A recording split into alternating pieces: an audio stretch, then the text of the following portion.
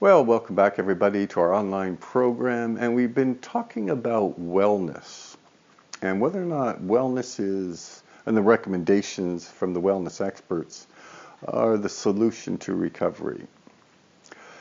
And a common recommendation of the wellness experts is to find your unique purpose.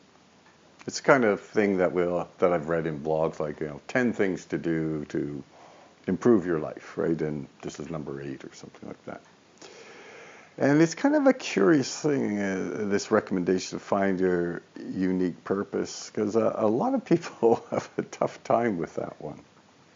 And the reason they have a tough time is the only way you can find your unique purpose is you first have to know who you are. It's something, it follows the answer to the question, who am I? You really need to know like what's important to you, your strengths, your limitations, your desires, your wants. That's really the only way that you could actually find a purpose that actually makes it feel real to you, that you have some passion about. And that's the one thing that those the wellness experts really don't tell you very much. They just say go out and find your purpose, right? But really you need this first thing. You got to figure out who you are. But there's also a real danger in finding your unique purpose too, and that is a lot of people really struggle with this one because they can answer the question, who am I? But then what they do is they only focus on themselves. It's sort of like a self-centeredness or selfishness. They're only interested in their purpose as it belongs to them. Yet research has shown that when you attach your life to something bigger than you are, you actually feel much more fulfilled and much more contented in life, right? So it's the idea of doing something, finding a purpose in your life, but making sure that it makes the world a little better place to live than the world you were born in. Dr. Wong is a big proponent of this. Now, Dr. Wong's work, his research underlies a great deal of what we do here at Sunshine Coast. And he poses this little question: who do you think is more contented and fulfilled in life? The person who figures out what they're good at and then just pursues that? Or the person who works very hard to develop their potential in order to make the world a little better place to live?